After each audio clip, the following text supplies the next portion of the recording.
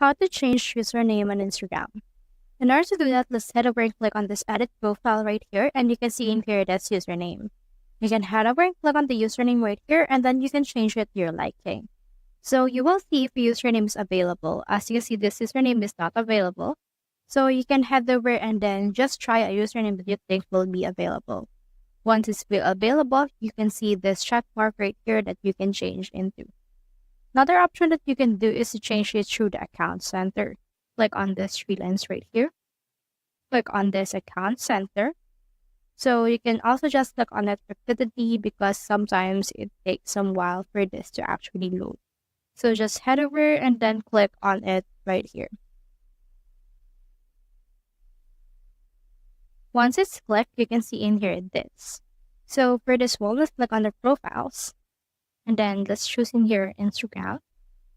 And then you can see in here the option for username. So head over and click on that. And you can see in here this. So you can change your username using this space. It will put in here if this username is available and if this username is not available as well.